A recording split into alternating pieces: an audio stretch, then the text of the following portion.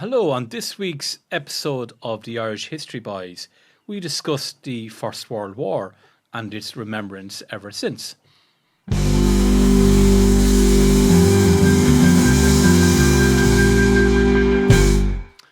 November the 11th, 1925. After 7 years, Armistice Day reflections of an ex-serviceman. Silence. A silence which hurt one by its suddenness. A strange, uncanny silence, infinitely more terrifying by contrast than the nerve-wracking tumult which preceded it. Such was that wonderful moment 7 years ago in the front line somewhere in France when the welcome order, "Cease fire," was heard, and for the first time in over 4 years the guns ceased to belch forth their message of hate and destruction. At long last the dogs of war were once again muzzled, forever, as we thought then. And the greatest conflict in history, the war to end war, the war which was to make the world safe for democracy, was at an end. Can those who were present anywhere along those endless miles of battlefront ever forget the wonder of that great hour? Hello and welcome to the Irish History Boys with me, Cormac Moore. And me, Tim McGarry. Beautifully read, Tim. I didn't look for that compliment, but I absolutely accept that compliment. It actually was very poignant, actually. Well, it is a very moving piece, this. Yeah. This is from November the 11th, 1925, 100 years ago. The Irish History Boys, as you know, covers stories that appeared in the Irish News 100 years ago and 50 years ago. But given the week that's in it, we thought we definitely should cover this particular topic. And this is the commemoration of the end of the First World War on November the 11th, 1918, 7 years later, and we're reflecting on how that has changed. Commemoration has changed, but also how important this was 7 years ago. And it doesn't seem like a long time, does it, Cormac? I mean, 7 years. No. And I think you could see from this article, like J. Vey was the ex-serviceman's name, and you could see he was still very much raw in his head anyway. And of course, can you imagine if you had to fight in the trenches, and you survived? I'd be no good. I'm a card. I'm a miserable I don't know how you did it. I would not be signing up. No way. I'm too tall for the trenches anyway. And I'd be. You can't bend down. Snipers would get me. You can bend down and lie down. So that's plausible. I'm sure there were many tall men in the trenches. But we kind of not the First World War. We talk a lot about Irish history. Irish history very important, but the influence of the First World War on Irish history is absolutely immense. Immense. Wouldn't have had Easter Rising without the First World War. We wouldn't have had probably the War of Independence without the First World War. The First World War changes everything, doesn't it? Completely. But we sometimes forget as well that, because Ireland became independent, because there was a free state, that, the First World War was treated very differently down south after the war. But I've read a book by a very good academic whose name temporarily eludes me, and I apologise to her. You've got her, was it? Yes. Yeah. Well done. Should we see? See, that's why he's a Dr. Cormac Moore and why I only have an A level. You got an A in A level. I did get an A in A level. Did I mention that before? Maybe once or twice. But Niamh don't belittle yourself. Niamh does a whole thing about commemoration of war and Free State afterwards. And sometimes we think, the Free State just became the Free State, and it was a Republican state and a Catholic nationalist state, and they kind of forgot about the First World War. But in fact, no, commemorations and remembrance was held very dear right up until the 30s, I think. There were huge Remembrance Day ceremonies. But they always were, even after the 30s. Like if you were involved in the war, or your families were involved in the war, people always honoured Armistice Day in Ireland, in the South.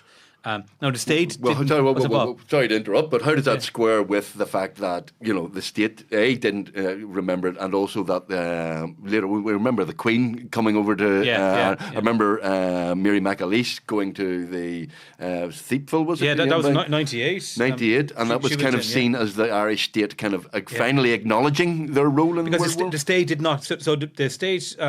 I think funded and agreed with Island Bridge. Island Bridge is the main war memorial gardens near the Liffey in Dublin, very close to Euston Station. I used to live very close to it. Beautiful walk there as well. Lovely memorial grounds. But that kind of it supported the state of the Free State, but then it did nothing about it. So it kind of went into disrepair. And there was loads of, the walls becoming loads of ivy on them. They were it became run down. So the state didn't get involved in any state commemorations up until Mary McAleese with the Queen in '98. That was seen as a very important moment. But then in 2006, 90th anniversary of the Easter Rising, there was a state commemoration. But also the 90th anniversary of the Somme, there was a state commemoration. So from around 2000 onwards, the state started to have a more active role. However, beforehand, families and anyone who was involved in the First World War, the British Legion would have had a big presence. Still do. Still in Ireland, still have a big presence. Yes, so they would have always have commemorated the First World War and those who had fallen. And there's loads of monuments, not as big as the monuments, say in the St. Pat in London or the unknown soldier tomb in Paris and so on. But there still was like where I'm from in Laois, there was there's about 3 or 4 churches. Some of them Church of Ireland, others there aren't, where people had fallen from those areas. We kind of forget they're honoured, Sorry to interrupt. The numbers are huge as well. And we think of the Easter 1916 is very well commemorated, the War of Independence and Michael Collins and all that. But we're talking sort of 1,500, 2,000 people died in Ireland during the. Tens of thousands were killed. We don't know Irish, for sure. Of Irish people. We're thinking about the Battle of the Somme. 2,000 people from the Ulster Division basically wiped out in one day. And we think of those things are and all over Ireland there were people who were killed. Now this again had another kick-on effect. In 1915, it was the losses of the Irish in Gallipoli that kind of fueled nationalism as well to a certain extent. Is that correct? Yeah, but first of all, let's go back to the start of the war. That's the amount of people who volunteered from Ireland and from all sides, from north, south, Protestants, Catholics. And you're talking about well over 200,000. I think it was 210,000 or so. So the anti-war extreme Republicans were a fringe voice at that time because Nationalist Ireland and Unionist Ireland, Unionist Ireland said, we've got the Ulster Volunteer Force, they're at your command, World War I's broken out, we're on the side of the Empire, obviously outside of Britain. We will defend the Empire. Nationalist Ireland went, well, we've almost got home rule here, we need to support the British Empire because we want home rule within the United Kingdom and Britain, and you were just looking for a devolution effectively, which was what home rule, but they supported the British Army. But why someone went to war? There's a variety of reasons. Yes. One of the biggest reasons was economics. You actually were really well paid, and the family left behind, they were well looked after as well. So it made a lot of economic sense for people to fight. So regardless of whether you wanted home rule or you wanted remain fully in the empire, and that was a factor for some people in fighting. But for most people, I would argue it was more for economic reasons. And often if you're pals, it's kind of these pal groups are set up pals brigades. So if you were in a rugby team, there was a bit of pressure on you, peer pressure put on you. If all of your other pals had signed up, were you going to sign up in other sports as well? So even GA, the GA had a lot of members of the GA who fought for the British Army. Yeah, but one club. They don't boast about that these days, do they? I think now, I'm on the GA History Committee, and definitely we. I remember the 100th anniversary of Armistice Day. We had I think the 11 days of November up to 11th of November. We had one significant person who died or was involved in the First World War from the GA. And we could have picked many more, that people who won All Irelands, people who played in All Irelands, people who were referees and so on. So there was loads of significant figures. But early on, the war breaks out in August 14. There is a sense of adventure. You say there's an economic argument. There are economic arguments. Sense of adventure as well. The sense of adventure. You get to see the world, Get to see the world. But there was that sense that this isn't going to last for 4 years. Nobody thought this was going to be as horrible and miserable and stomach churning in terms of the number of casualties. So that wasn't predicted. So by 1915, you have loads of Irish people being killed in Gallipoli in Turkey, going, what the hell are we doing here? In very large numbers, and that sense of adventure, that sense of optimism is very quickly dissipated, isn't it? Yeah. Well, it's translated, that sense of optimism dissipates by the end of 1914. When you start with a trench warfare and you're only moving a mile or so for huge casualties. That's happening from 1914 as well. It's not before the Somme, before these massive big battles where the slaughter is just at unprecedented scales. The slaughter is pretty huge from the beginning, and there's a lot of people not coming back. and people who do come back with horrific injuries. So the optimism does go. Yeah, Gallipoli is a very important moment, but yeah, and by 1916 the levels of volunteering has really dried up, and it's very hard to get people. So conscription is actually introduced in Britain in 1916, but it's not introduced in Ireland.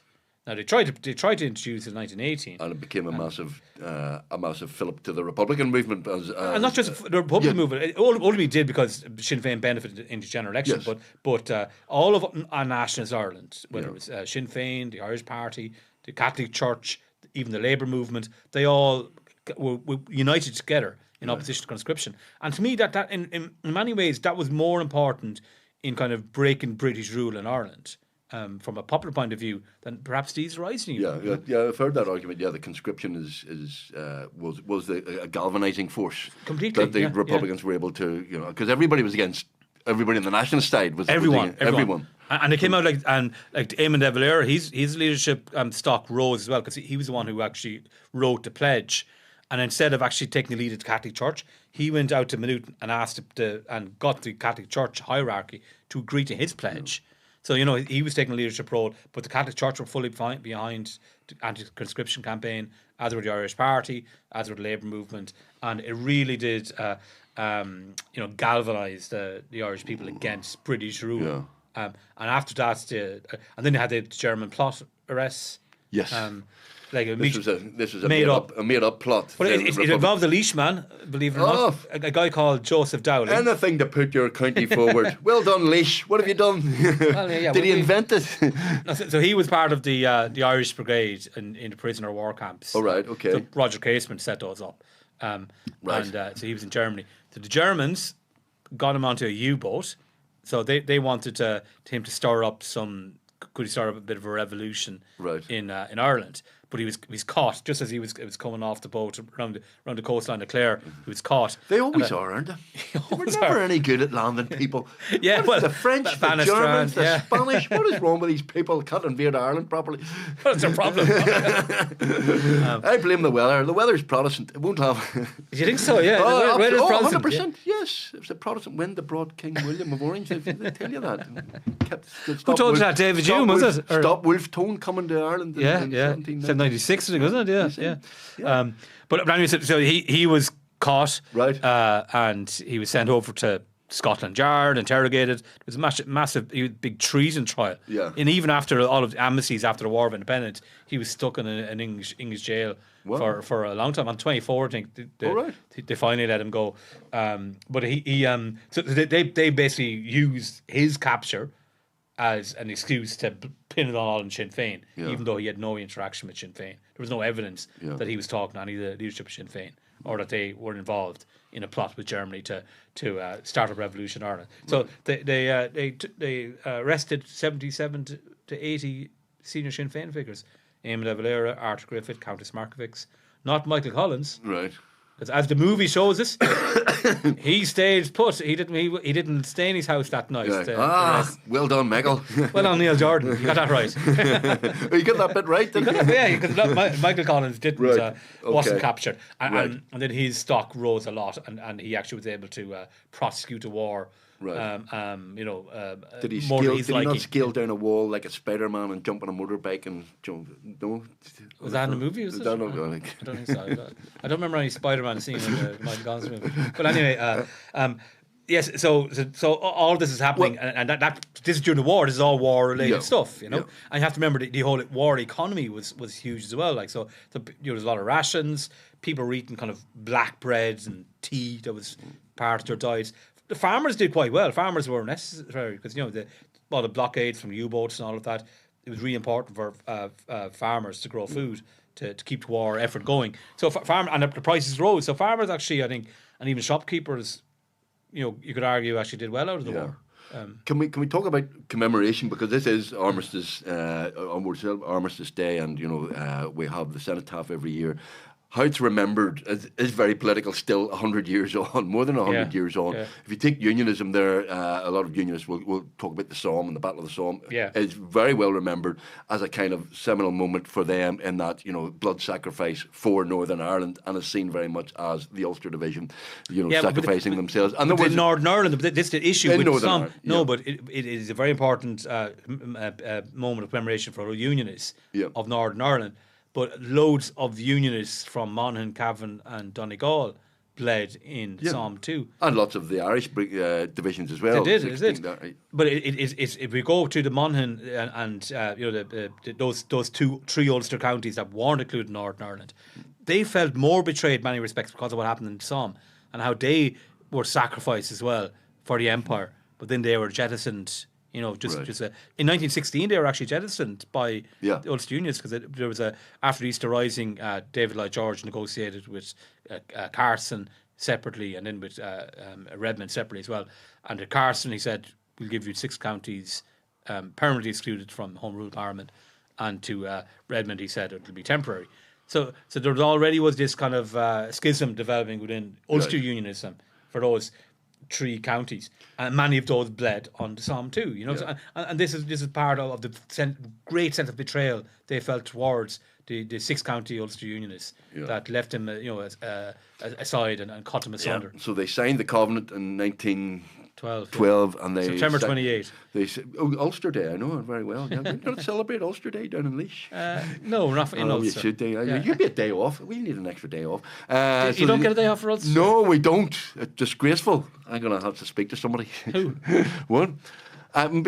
Michelle O'Neill, she's First Minister. She can sort it out for me. For all. First Minister for all.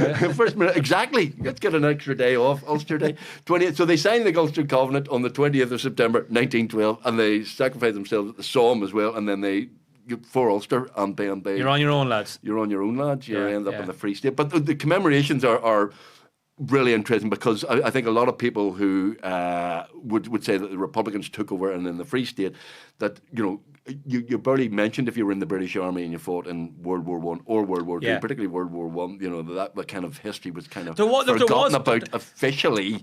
Whereas up here, even there was antagonism towards anything to do with the British Army. Yeah, which was, sorry to interrupt, but that was kind of odd because half the IRA were ex-Brits as well. Well, I wouldn't say half that. But quite a lot of... there were a lot of members that would have fought and actually played prominent roles, like Tom Barry and Emmett Dalton. There's loads you could name. But so you fought 4 years or however amount of time you served. Horrific circumstances. You come back home and when did they all start being demobilised? Probably 1919. Yeah. So the War of Independence is just about starting, and the mood in Ireland is very different. Shifts completely. And they did feel that they were frowned upon, that they were received very differently. If you look at the housing, I did an article for we do a book every year in Dublin City Council. I did an article on Leicester housing estate, which was the biggest First World War veteran housing estate. There was over 250 houses built for veterans. Craiga is the second biggest thing. Craiga. Yeah, we're going there again. Craiga. Mispronunciation. Not Craiga. You sound like an English journalist. You sound like a Radio 4 journalist. Ballymena. No, Craiga. Instead of Ballymena. Craiga. Urma. Craiga. Or you used to have Paul McGrath. Remember the football? Paul McGrath. Yeah. Or Mark Kinsella. Anyway, we digress slightly. Digress. Yeah, Paul McGrath. But anyway, these housing estates were built for veterans in all over the country. Yeah. But there was a bit of resentment, particularly when, say, local government changed in much of Ireland in 1920, when the local elections saw the same results as happened in 1918, and Sinn Féin took over a lot of local authorities, and they really did not want to help First World War veterans instead of the IRA, veterans, and that became an issue. Yeah. Why should we invest money in helping First World War veterans? Should we not help our own, the people who fought the British? So there was this element, that funds should not be put towards people who First World War veterans from the Irish state and from supporters of the IRA. So there was definitely this feeling, and many of them were unemployed. They couldn't get jobs. had difficulty getting homes. So there was a very difficult time for many Yeah. First World War veterans. Well, it's interesting because I've done a couple of episodes on the radio, on the telly, for the long and the short of it, about how Protestants were treated in the south of Ireland post-partition. Yeah. And a lot of it is cultural and stuff like that, but also this notion that, first of all, half the British Army left. Well, the British Army left after the independence, and took a lot of people with them, but also that the Protestant community felt that it couldn't stick its head above the parapet, kept their heads down, and didn't feel that they could express themselves as openly as perhaps they wanted to. And things like, I'm surprised that things like Commemoration were able to take part or take place in fairly hefty numbers in places like Cork, where you think rebel counties like that, but they still were able to take place. Oh and yeah, did take place. I do think it's a very interesting discussion you can have about how Southern Protestants were treated. It's a very interesting debate. But they definitely were not as badly treated as Northern Catholics were. Right? There's no question about that, and they were allowed to do all of the things they did before. Yes, there was perhaps this feeling that they couldn't put their head above their parapet and didn't have a voice within the state per se, but they still retained. But after say 1920, you've got 1911 census and 1926 census, which will be out next year. We're all looking forward to seeing that when it's. Not the Northern Ireland one, which has gone missing, but the Southern one is out next year, and it went from about 11% of the population were Protestants in 1911 to 7% in 1926. So about a third of all. So the Church of Ireland, Presbyterians, and Methodists, they all kind of went down by about a third. Now there are a lot of reasons for that. But so they're a lot smaller. They're 7% of the population, but yet they had about 30-40% of professional jobs in banks and accountancies. They had something similar type numbers in the big farms. So they still had retained a lot of power, despite their numbers dwindling by so much. And as you said, they were allowed to do things like commemorations. They hung out with each other. They played the sports they would have played together, like rugby, cricket, hockey, and so on. They went to the same schools they used to go to. They went to Trinity College. So there was these kind of groups that they and their social life didn't change that much. And a big part of that was commemoration. And they always commemorated Armistice Day. Did you? I heard this from an historian. And did you know table tennis is Protestant? Table tennis. Table tennis is Protestant. No, I didn't know No, that. it's slightly facetious. Bowls now. But table Almost makes sense. in certain communities that were felt isolated, Protestants used to meet to play certain sports. I didn't know about table tennis at all. Table tennis was apparently one of those sports where Protestants went. But it's a slightly serious point, because as I say, doing this thing about where did all the Protestants go and stuff like that, but culturally they felt the state didn't recognise their culture anymore. So the 12th and stuff, they were allowed to have 12th marches, but they very quickly were stopped in the early 30s, I think. Orange Order. Well, you still have some obviously in Donegal. Very rare. And the notion that the way that the British state celebrates or commemorates World War One is very different to how the Irish state, completely different. So if you're in Donegal, Monaghan, your connection with the British Army is severed, and your connection with the British state is severed. And this is something that they still feel quite is part of their identity has been taken away.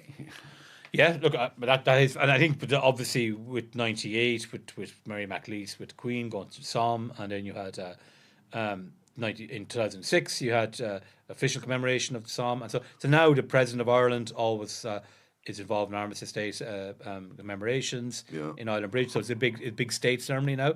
So that's been changed over the last 20 years. Yeah, which wasn't there for 80 years, pretty much from. Yes, so look, I think it's changed. I think people recognise that the First World War is it was a conflict that affected so many people from so many different backgrounds, and for so many different reasons. Well, one thing I do find interesting about commemoration, though, is that there, I still see it, and really, it actually bugs me that people say that John Redmond was a man of peace, or people who weren't Republicans were national, those advanced nationalists were men of violence. You know? And then John Redmond, sent so many people to their deaths. He used to go to the front himself and shoot into no man's land. So maybe he did kill some people. He did just by shooting. Who knows? But my point is, why don't we talk about the actual the uselessness of the complete slaughter that was the First World War, you know. And Well, I know that rarely is discussed. Now, there were genuine pacifists back at the time as well. So this isn't something that Sheehy Skeffington. Sheehy Skeffington. He died obviously in the Easter Rising, and his wife. Remained Well, I know pacifist. Patrick Pearson, some of those boys, they're heavily criticised for the notion of a blood sacrifice for Ireland. But I mean, the jingoistic language at the time was, you know, from British nationalism, German, all those sort of nationalisms were, you know, this is a great blood sacrifice and Europe will be cleansed and all of that sort of nonsense. And that was kind of the language of the time. So it's a bit difficult to kind of say that Pearce was wrong and Redmond was right. This is it. Like you can't say these men are peace. They're either constitutional nationalists, and, you know, they are constitutional nationalists on that side. But they support violence on another side in terms of they support a war effort. And look, we obviously, hindsight is wonderful and all of that, and we know that now that it really was you know, pretty much a pointless war, like, you know, in many respects. Like, it should not have happened. You know, it was this jingoistic language, it was this macho, you know, this macho culture that you kind of kept on driving up this arms race, and it just kind of spiraled out of nowhere, and it should never have happened. And there were people at the time saying this is ridiculous, like we have to try and stop this, but not enough people said that, and there were so many people just went off, you know, and just sacrificed their lives. So many young men in particular died for nothing, you know? And, the sad thing is that this is the recollection of ex-serviceman J. Vey, and he ends on these words, which is kind of, this is 1925. He says, and now when we look backwards over the 7 years which have passed since the great day, when Armistice Day, and solemnly commemorate the glorious dead, can we honestly say that the results have justified the supreme sacrifice they made? So even 7 years on, there's a cynicism kind of, you know, what was this about? Are we going to get any better? You know, obviously he doesn't know that another war is coming very shortly afterwards. But I mean, that's kind of poignant and sad as well, isn't it? That even in 1925, well, in fairness, going, by the end of the war, like, and what was interesting, so if you looked at, say, conflicts before the First World War, and you have the monuments, like most of the monuments would have been for the general or the leaders of the country or the nation that was fighting this war. But afterwards, after the First World War, because you did realise that actually the real heroes aren't the generals, like the likes of Haig and so on. You know, they're actually the Wilfred Owens or the Rupert Brooks. You know, the Siegfried Sassoons. Like, the poets brought this to life, that it's the normal people, those who sacrifice themselves. You know, this. Lines being led by donkeys, basically. This kind of team that was developing through the war. You know, when so many people were dying for so little land, and people just sacrificed so willy nilly by these generals, you know, and by these army leadership. That's when you kind of see that, you know, what was this worth as well. And monuments, you know, like the unknown soldier graves. Well, the unknown soldier now, everybody has an unknown soldier. It is kind of that, and it is very poignant as well. You kind of have, this is a symbolic of the huge loss of ordinary people that we can't even remember their name, or we don't know who they are, you know. Which is so the First World War definitely, and it was a, you know, in terms of conflict, it kind of really changed that kind of this idea of status of people and their importance in society. That definitely was a big shift after the First World War, you know. That these people who were, you know, from the upper echelon society, they were not as revered as much as they would have been before the First World War in a lot of cases. We need to talk about one thing as well, though. We need to talk about the poppy. The poppy.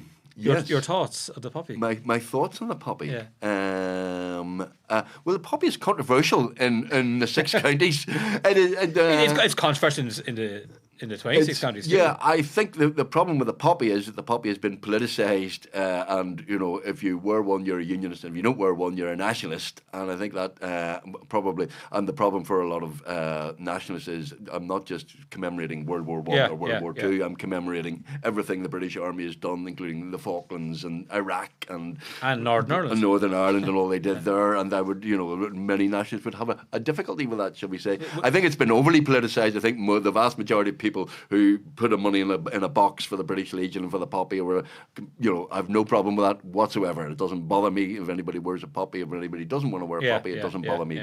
And I think people deliberately overemphasise and politicise it, and you go, it doesn't, you know. Do you ever wear a poppy? Do you? I don't wear a poppy. No, I don't wear a poppy. You're a nationalist.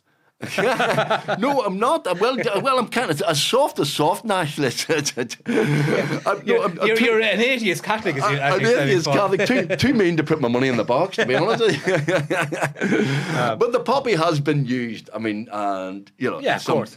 Like, what do you think of James McLean's stance? You know, like, He kind of feels he's forced to wear the football. I think football I think that's part of the over the topness of it. Footballers all having their shirts with poppies on it. And it's a very political statement. You know, FIFA says you can't have political statements, but wearing a poppy is a political statement. It is to an extent, yeah. But what should mean to an extent? Surely it's a very political statement. You're supporting people who fought in wars, you know.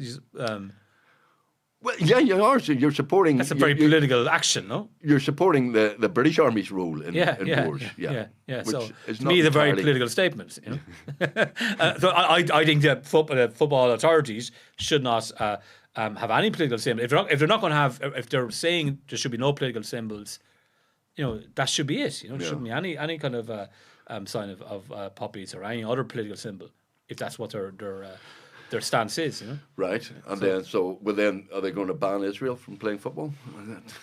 well, they banned Russia. Yeah. Yeah, So is that not a political?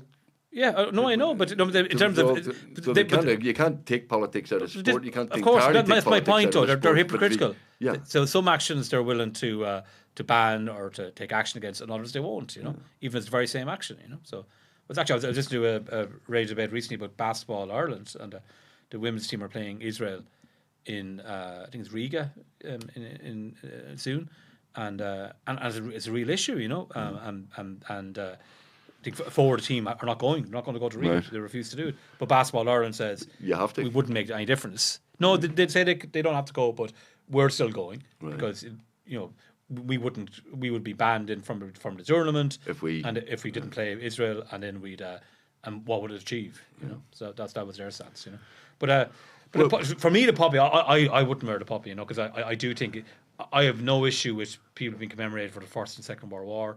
But I do think Britain's been involved in colonial conflicts that I certainly wouldn't have, you know, any way of supporting. First World War, like it is a difficult one. But I've had family who ancestors fought in First World War, even in Second World War. Loads of people from the South fought in the Second World War as well. I think 70,000 people or something like that. You know, so yeah, and I think I remember Leo Varadkar had a poppy with shamrock on it. Yeah. So I think that's something like that is not a bad idea. I personally think that's okay, but I certainly wouldn't be wearing white poppies and all that sort of stuff. Yeah. Yeah. I mean, I think to be fair, it has changed somewhat, and it's even the British Legion are trying to detoxify it to a certain extent, and are making efforts in that part. But yeah, I think to wear a poppy is still a political thing. It is, of course. Yeah. But look, it's so many people died First World War. It went for whatever reasons, you know, and in very, very normal people, like just living normal lives, often for economic reasons, and they were just, you know, left to slaughter, and they should be remembered. You know, those people, and not just the people who died in the front, but all of the people who helped at home as well, and you know, all the nurses who helped, all the women who did men's jobs, you know, who got new rights that they never had before during that conflict. You know, I do think it is important to commemorate the sacrifices they made. You're listening to the Irish History Boys with me, Tim McGarry, and Dr. Cormac Moore. If you want to contact us, please send us an email, ask us questions, ask about hard the poppy questions. and about commemoration. Ask hard questions of Cormac Moore. And we got a question. Oh, hang on, we have a question from a... So this picks up actually on something you were discussing just a short time ago. So, hello, Cormac and Tim. This is from Cormac first. Jim Morgan. Yeah, you come first, Cormac. And Jim Morgan says, I've been listening to your excellent podcasts recently and was wondering about the impact of partition and the Civil War on Protestant communities in various counties in the Free State. Oh, As a cultural Protestant at school in Belfast, I learned nothing about Irish history. So thank you. So that's from Jim Morgan, who signs himself off 62 3/4. Jim, thank you very much. That's an excellent question. Can I recommend you listen to and watch the new episode of The Long and the Short of It, which will be out next year, dealing with this very topic. In fact, I've been talking to certain historians about a week ago upon this very topic, about the treatment of Protestants in the south of Ireland, as we were discussing there. Who were you talking to? You were unavailable, Cormac. You were too busy doing your tour of... Was I? Hang on, we had an awkward moment on the... I've been plugging your book away. No, I'm just interested. Conor Mulva, Gordon Lucy, Gavin Hughes, Margaret O'Callaghan? O'Callaghan, various people. what was interesting from some of the people we're talking to is the experience is different on Protestants in the south of Ireland.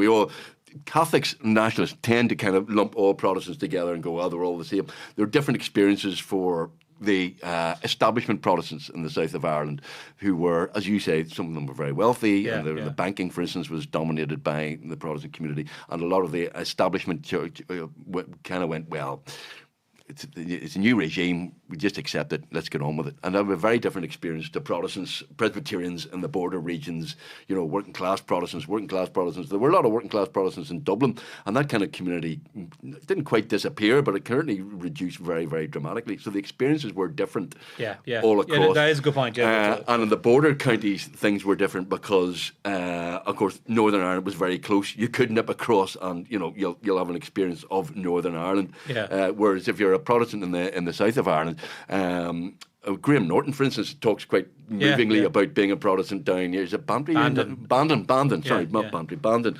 And about how the experience of suddenly discovering that he's a little bit different from the rest of the community, and the school uniform is different, and having a different experience, and the community down there kind of keeping its head slightly down, in Cork. But I think the experience of a Cork Protestant is going to be different to the experience of a Donegal Protestant who can nip across the border and will know people, in Derry and all across. That's a fair point. But the experiences are very different. They are very different, and even you said with say the working class, experience is very different.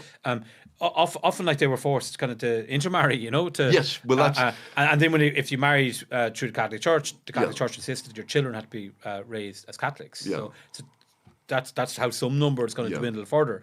That went on the 50s, 60s. Well, the Nate Temeray decree was massive. We were talking to Edward Burke in Ed Burke, Ed Burke in St Patrick's Cathedral about the Nate Temeray decree. It affected Conor Mulva was one of our historians. Conor. Conor's background is a couple of generations back as Protestant, but somebody intermarried because of I didn't know that now. The Nate Temeray decree. And the Temeray decree, for those who don't know, it was a Catholic Church rule, basically, if you married a Protestant, that you had to agree to bring up the children as Catholics. And that was just before the Third Home Rule crisis. That was brought in. 1911. Talk about bad timing, the unions are saying, home rule is Rome rule.